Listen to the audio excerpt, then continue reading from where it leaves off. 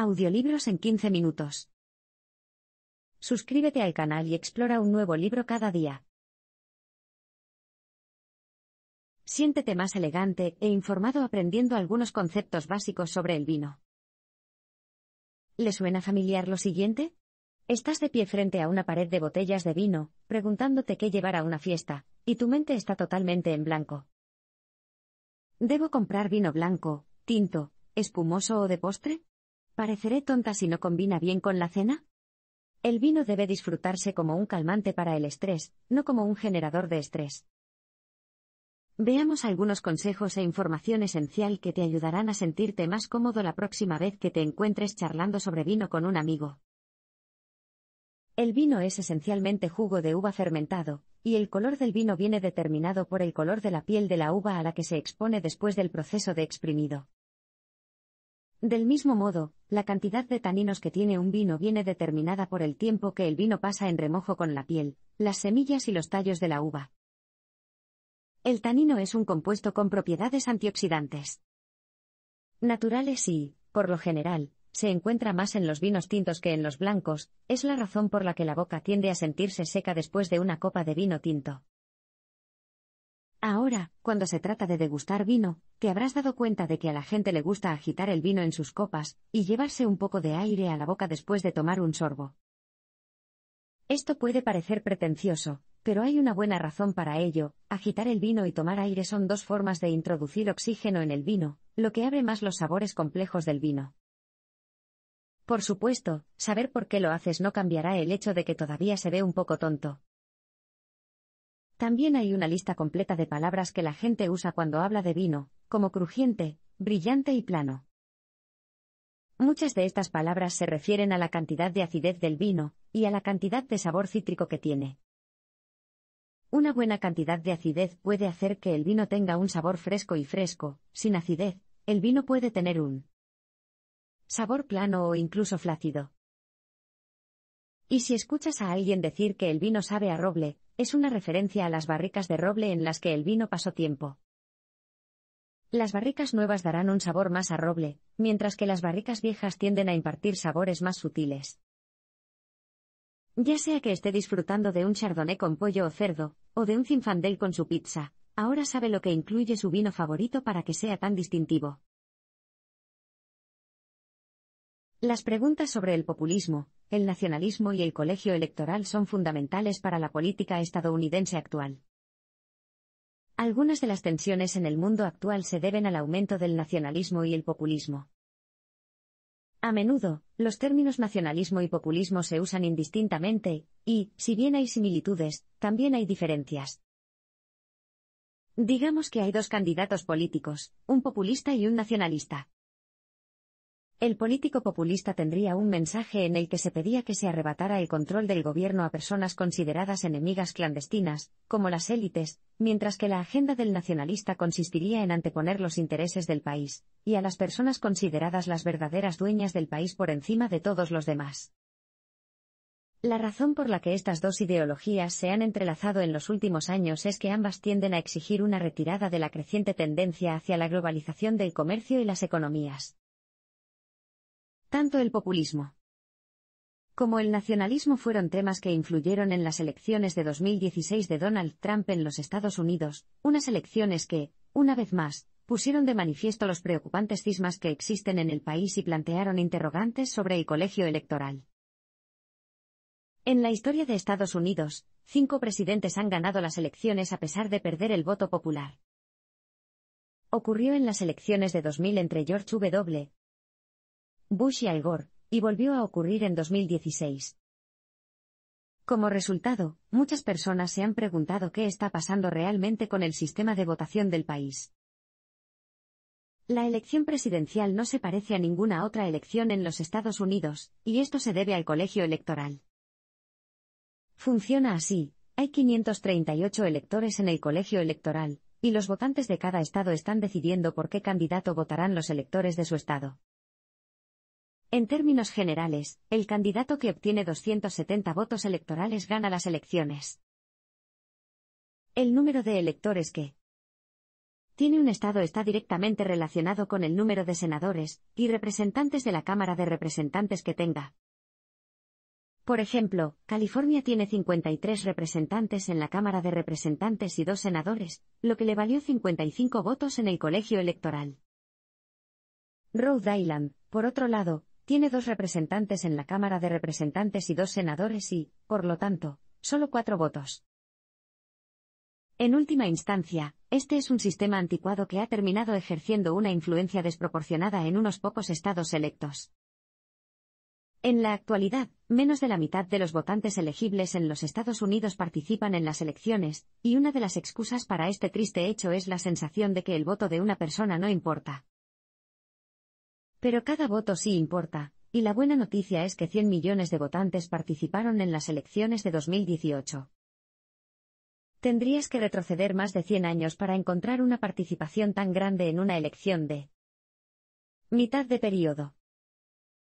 Por lo tanto, existe la esperanza de que más estadounidenses ahora acepten la importancia de la participación cívica. Hay algunas herramientas esenciales que toda cocina debería tener, y algunas formas sencillas de adoptar una actitud ecológica. Si quieres cocinar algo para acompañar tu botella de vino favorita, aquí tienes algunas cosas que toda cocina debería tener.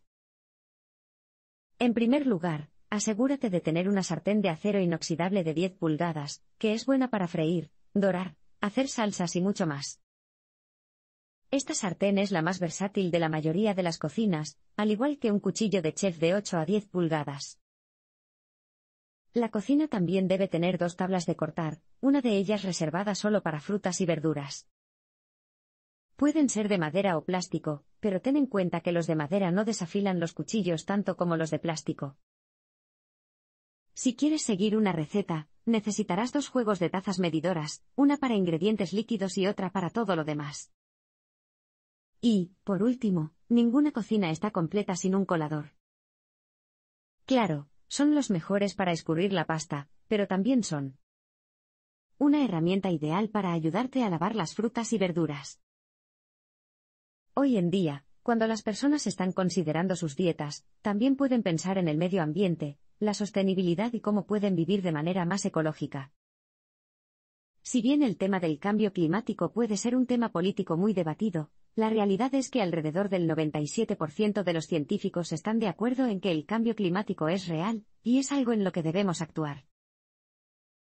Y hay algunas medidas sencillas que puede tomar en la casa para reducir su impacto en la madre naturaleza. Por ejemplo, comprar bombillas de bajo consumo, termostatos programables y tomas de corriente inteligentes son formas relativamente fáciles de mejorar tu estrategia ecológica. Las regletas inteligentes son útiles porque cuando apagamos ciertos dispositivos electrónicos, como el televisor o el estéreo, a menudo terminan en un modo de espera que sigue consumiendo electricidad.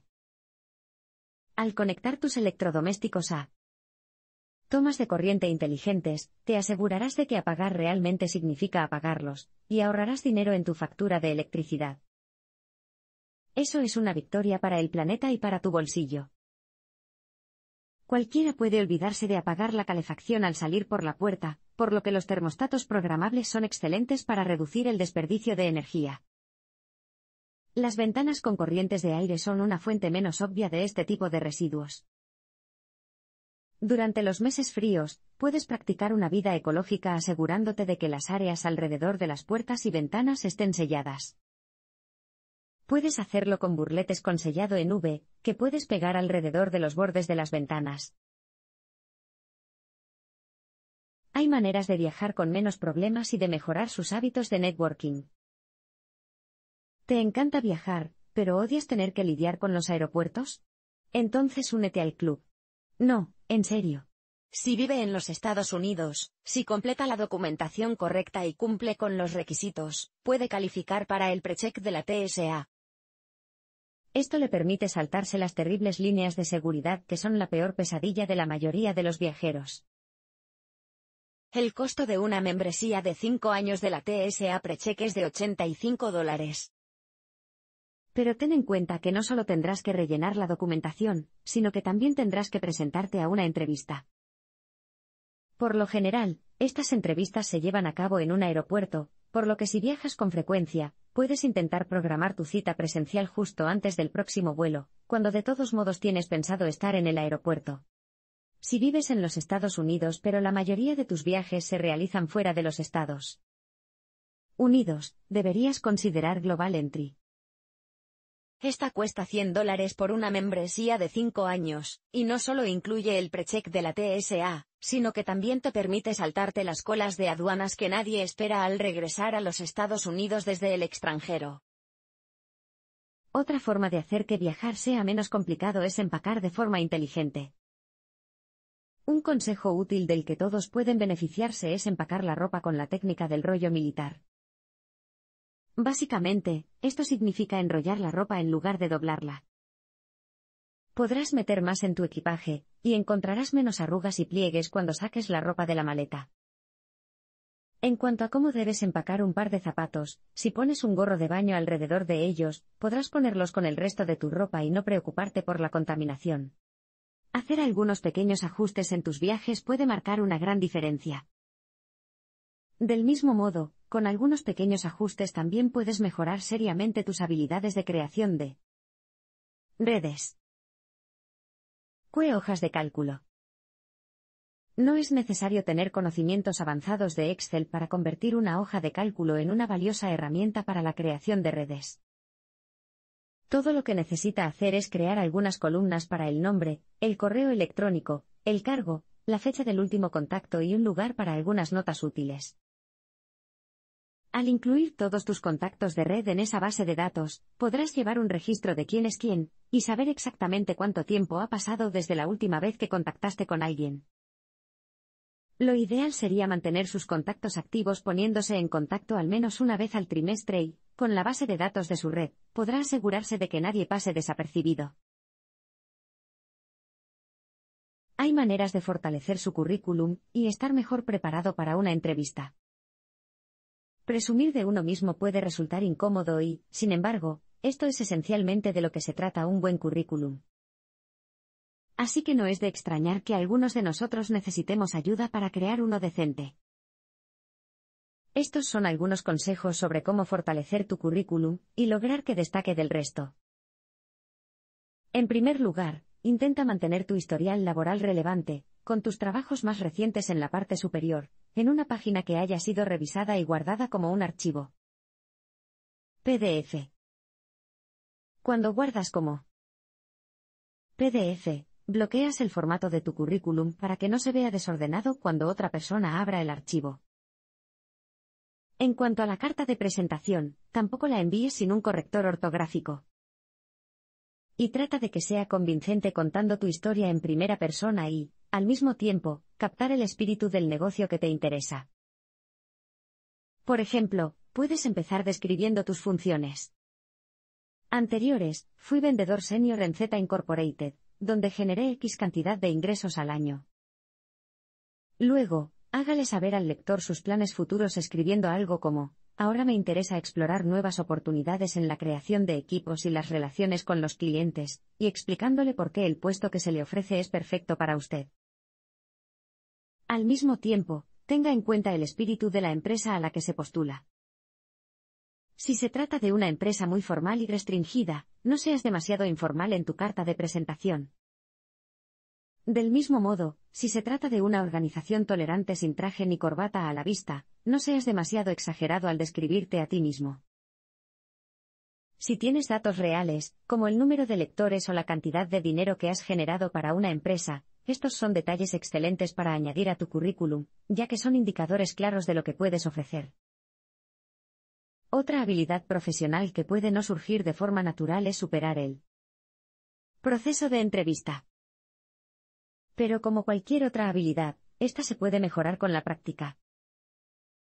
Así que, ya sea que estés hablando contigo mismo en el espejo o con un amigo que te ayude, antes de la reunión programada, dedica algo de tiempo a hacerte preguntas, y a decir tus respuestas en voz alta. También es útil presentarse con algunas preguntas propias para demostrar que conoce la empresa y que siente curiosidad por ella. Las entrevistas de trabajo ya son estresantes, así que no empeore las cosas apresurándose a llegar en el último momento y mostrándose sudando y sudando. Llegue temprano y tómese tiempo suficiente para calmarse y dar una primera impresión fresca y tranquila. Las negociaciones exitosas comienzan por saber lo que es importante, y nunca es demasiado tarde para ahorrar más dinero. Si hay algo que puede ser más estresante que una entrevista de trabajo, es negociar un mejor salario o beneficios. Incluso se podría decir que negociar es como bailar, ya que hay una cierta cantidad de dar y recibir que se produce cuando se hace bien. Así que si sientes que tienes dos pies izquierdos cuando se trata de este tipo de cosas, aquí tienes algunos consejos para ser un mejor negociador. En primer lugar, es mejor saber exactamente qué es lo más importante para usted. Para algunas personas, lo importante es el dinero, pero para otras se trata de más tiempo libre, mejor cobertura de atención médica o capital en la empresa. Saber lo que es importante y hacer que RRHH sepa lo que realmente te importa hará que cualquier proceso de negociación se desarrolle sin problemas, y de manera satisfactoria para todos los involucrados. También es mejor tener un buen sentido del tiempo y un cierto nivel de preparación antes de iniciar las negociaciones. Por ejemplo, si acabas de arruinar un trato o la empresa acaba de declararse en quiebra, probablemente no sea el mejor momento para pedir un aumento. Pero si las circunstancias son las adecuadas, prepárate con estadísticas y datos sólidos que demuestren lo productivo que has sido, o que el salario actual es inusualmente bajo en comparación con lo que ganan las personas que ocupan tu puesto en otros lugares. Ya sea que acabes de conseguir un bono cuantioso o tengas dificultades para llegar a fin de mes, nunca es un mal momento para pensar en tu seguridad financiera y averiguar cómo puedes ahorrar más. Una forma sencilla de empezar es analizar honestamente tus gastos, identificar tus gastos más importantes y luego preguntarte, ¿cómo puedo reducir los gastos e invertir más en mi cuenta de ahorros? Un objetivo que puede considerar es la regla 50/30/20. El objetivo aquí es que el 20% de su salario se destine a ahorrar o a pagar deudas o inversiones, destinar el 30% a pasatiempos o entretenimiento, y usar el 50% para artículos de primera necesidad, como la comida y el alquiler. Una forma eficaz de cumplir este tipo de objetivos es establecer un plan de pago automático con su banco, de modo que el 20% de su cheque de pago se deposite directamente en su cuenta de ahorros.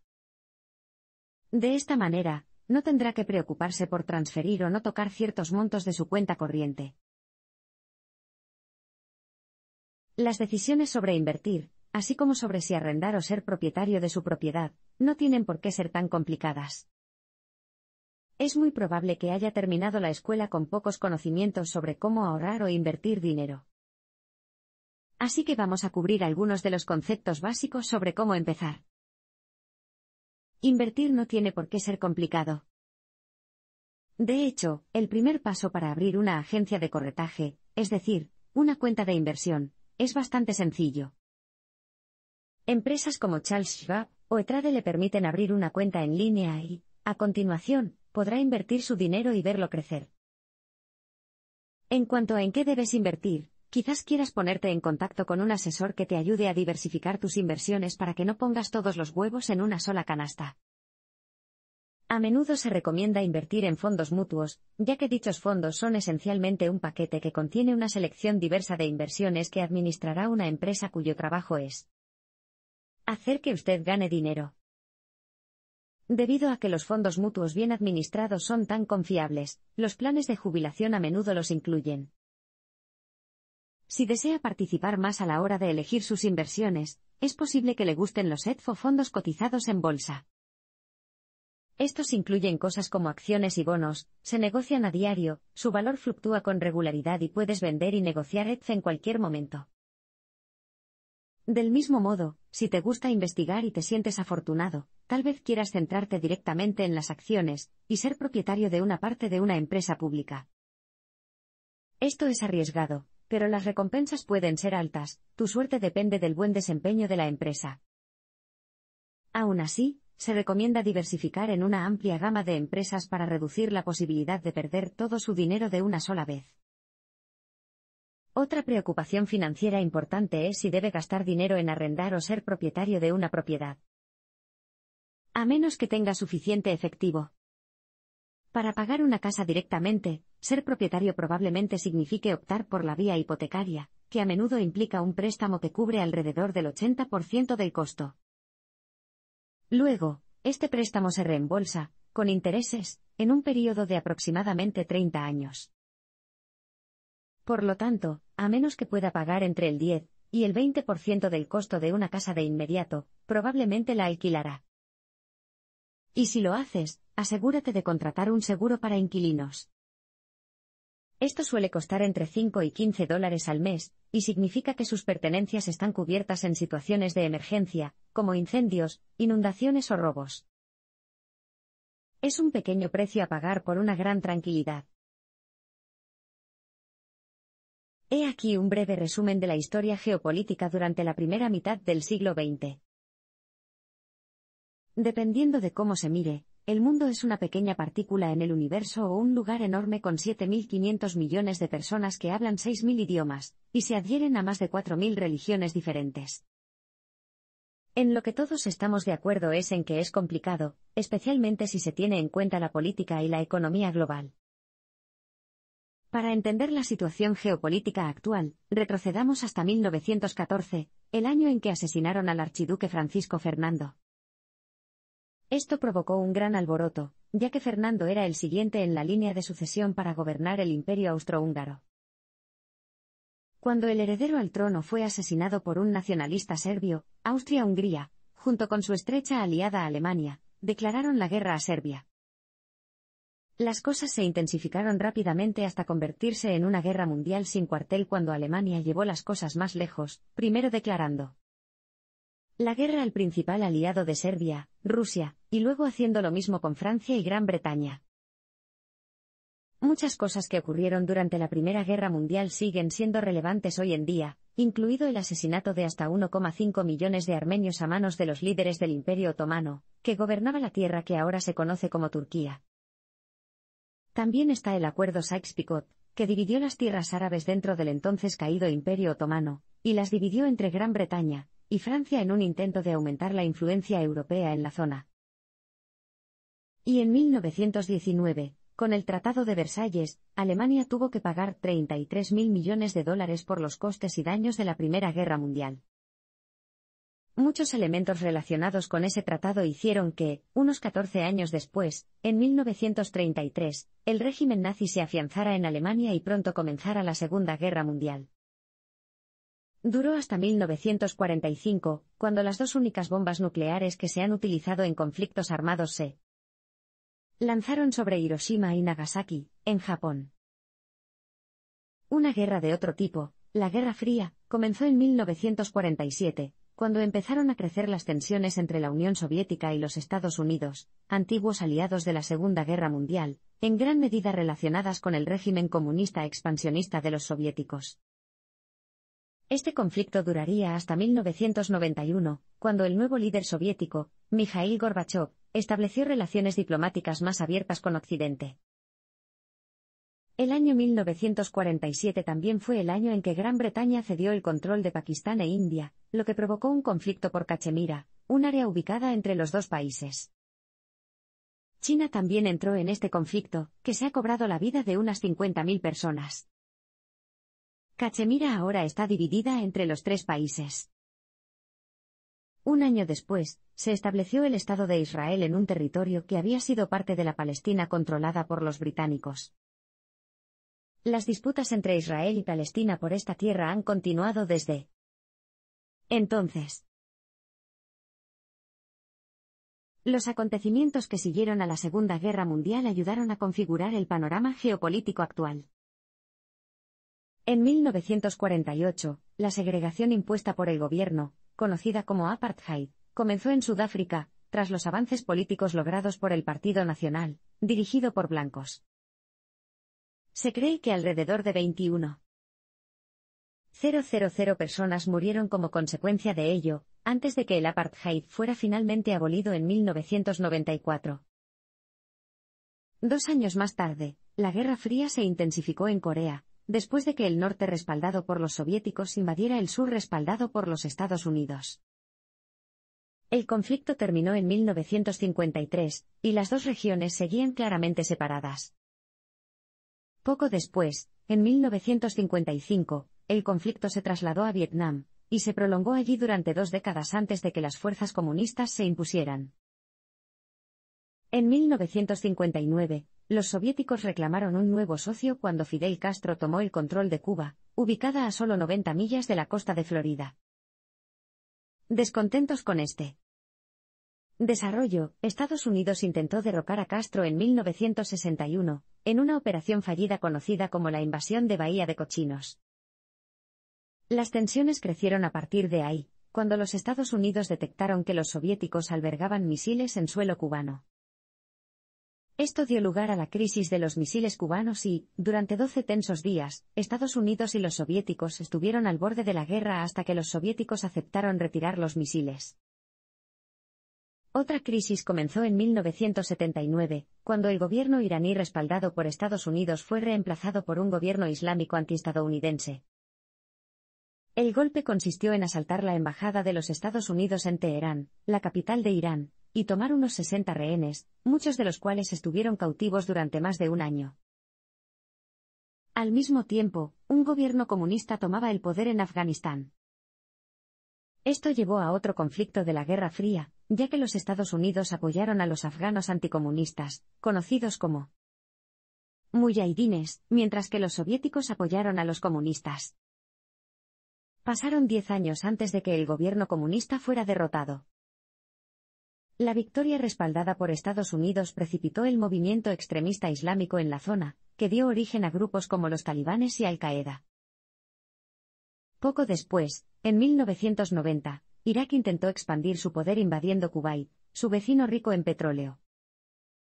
Una respuesta internacional, dirigida por los Estados Unidos y denominada Operación Tormenta del Desierto, forzó un acuerdo de paz contra el líder de Irak, Saddam Hussein.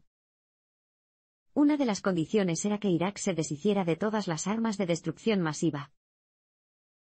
En 2003, la administración Bush acusó a Irak de seguir teniendo armas de destrucción masiva, y de apoyar a la organización terrorista Al-Qaeda, responsable de los ataques del 11 de septiembre contra los Estados Unidos en 2001. Se produjo una invasión de la coalición militar dirigida por Estados Unidos y se intentó instalar un gobierno democrático estable, pero esas armas nunca se encontraron. La violencia continuó, y cientos de miles de civiles, y miles de soldados de la coalición perdieron la vida. Como se puede imaginar, esta historia de conflictos relativamente recientes ha dejado a algunas naciones con relaciones tensas. Pero en un abrir y cerrar de ojos veremos algunas de las asociaciones que también han surgido. Después de la Segunda Guerra Mundial se formaron importantes alianzas mundiales, pero aún existen tensiones, especialmente entre ciertas religiones. Hemos cubierto muchos de los conflictos que han tenido lugar en los últimos 100 años, aproximadamente, pero también hemos establecido algunas alianzas importantes.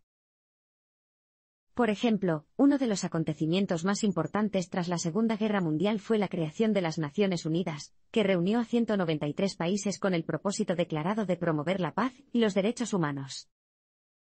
Cada otoño, dignatarios de estos países se reúnen en la ciudad de Nueva York para celebrar una asamblea general y abordar temas que amenazan la paz y violan los derechos humanos.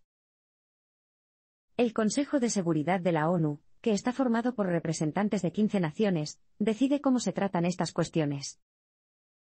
Gran Bretaña, Francia, los Estados Unidos, Rusia y China tienen un puesto permanente en el Consejo, mientras que otras 10 naciones son elegidas de forma rotativa por períodos de 2 años. Otra unión importante es la Unión Europea, que actualmente cuenta con 28 naciones a bordo, que forman una alianza económica diseñada para estabilizar las economías de los demás mediante normas estandarizadas en materia de comercio y viajes. Esta política de crear fronteras más abiertas entre las naciones de la UE también fue una respuesta al nacionalismo que llevó a la Primera y la Segunda Guerra Mundial. Luego están las alianzas influyentes conocidas como el G7 y el G20. El G7 solía ser el G8. Pero Rusia fue expulsada en 2014, dejando que los países ricos e industrializados de Francia, el Reino Unido, Alemania, Italia, Japón, los Estados Unidos y Canadá se ocuparan de los asuntos de seguridad, energía y economía.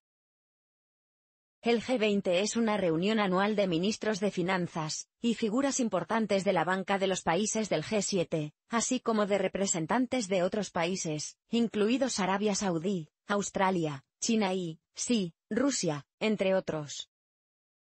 Parece que la participación de Rusia en el apoyo a los separatistas durante el conflicto ucraniano de 2013 y 2014 fue suficiente para perder su membresía en el G8, pero no en el G20. Por último, está la Organización del Tratado del Atlántico Norte, o OTAN, una coalición de seguridad de 29 países que incluye a muchas naciones europeas, así como a los Estados Unidos y Canadá. Se formó a principios de la Guerra Fría como respuesta a la amenaza que representaba la Unión Soviética. Un ataque a un aliado de la OTAN se considera un ataque a todos los miembros de la OTAN. A pesar de todas estas alianzas, todavía hay muchos problemas que tensan las relaciones entre varios países del mundo y amenazan la paz. Las diferencias religiosas siguen desempeñando un papel en muchos conflictos, incluida la disputa en curso entre Irán y Arabia Saudí. La mayoría en Irán son chiitas, mientras que en Arabia Saudí son sunitas. Estas dos naciones suelen respaldar a las fuerzas en los conflictos entre sunitas y chiitas en otros países, incluida la guerra civil en Yemen.